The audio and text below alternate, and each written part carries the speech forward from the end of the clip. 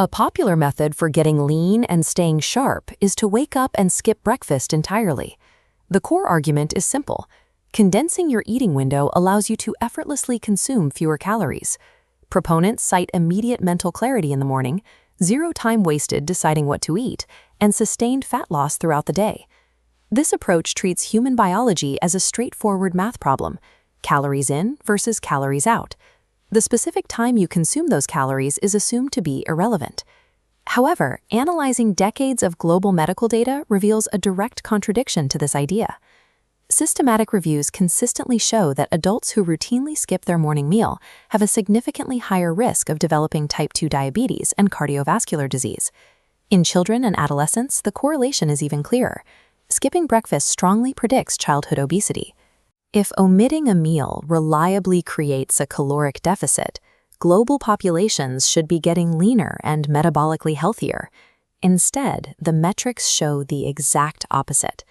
Chronobiology, the precise timing of intake, governs the body's metabolic response, dictating outcomes that simple caloric math cannot predict. In clinical research, breakfast is defined as the first meal of the day, consumed within 2 hours of waking and containing at least 260 kilocalories.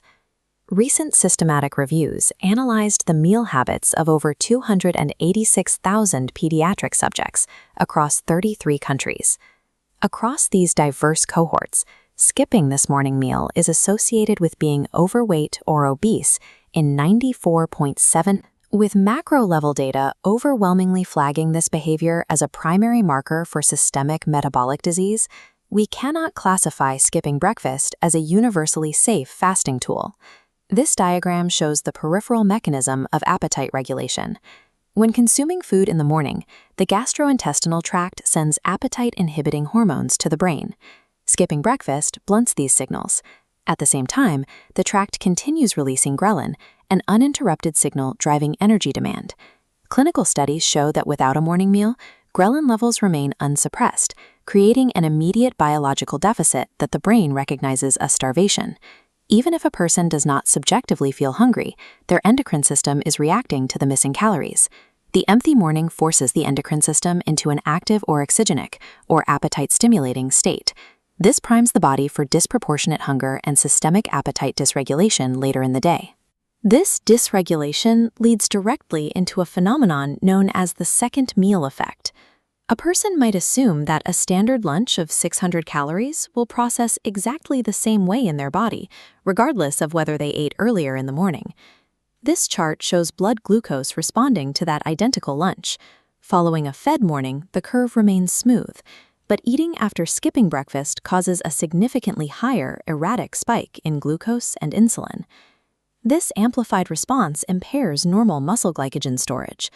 Repeating this cycle of acute glycemic instability day after day correlates directly to the long-term hazard ratios for type 2 diabetes observed in adult populations. Omitting the first meal compromises the mechanical systems required to safely process every macronutrient consumed for the remainder of the day. The physical strain of the empty morning manifests as systemic stress, specifically through the disruption of natural cortisol rhythms. Habitual breakfast skippers display altered reactions to both meal-induced and stress-induced cortisol, leaving them with elevated morning stress markers. This stress directly impairs cognition. The brain requires optimal blood glucose levels between 80 and 100 milligrams per deciliter to function at its peak. Dropping below this threshold initiates a sharp decline in mental performance. Prolonged morning fasting also suppresses the body's immune system, specifically leading to significantly reduced monocyte activity in the blood. Sluggish monocytes elevate pro-inflammatory markers and increase the body's overall susceptibility to infection. This persistent, low-grade chronic inflammation increases the risk of broader cardiovascular diseases, including the physical hardening of the heart's arteries. Leaving the stomach empty in the morning acts as a systemic stressor. It compromises acute cognitive performance today while steadily degrading long-term immunological defense. This brings us back to the contradiction between the fitness industry's fasting success stories and the medical data showing widespread disease. This chart shows the critical difference between controlled, intentional time-restricted eating and chaotic, habitual breakfast omission. Fasting advocates base their success on an assumption of perfect subsequent dietary choices and a completely stable circadian biology. When those variables are controlled, the caloric deficit works. But in real-world populations, most people who skip breakfast fall victim to appetite hormone dysregulation, which drives inferior nutritional choices and metabolic inflexibility later in the day. While a caloric deficit might theoretically be achieved in both scenarios, unmanaged breakfast omission guarantees a hostile endocrine environment that ultimately undermines the intended benefits of fasting. There are still gaps in the scientific literature. We need future clinical trials to isolate chronotype factors, like whether natural night owls process morning fasting differently. Yet the current scale of the evidence is undeniable. We see widespread pediatric obesity, impaired glucose regulation, and systemic inflammation intrinsically linked to breakfast skipping. Treating the morning strictly as a neutral caloric window without factoring in circadian hormonal responses is biologically inaccurate. For metabolic health, glycemic control, and immune function, the timing of the first meal is an active biological lever. It establishes the neuroendocrine baseline for the entire day.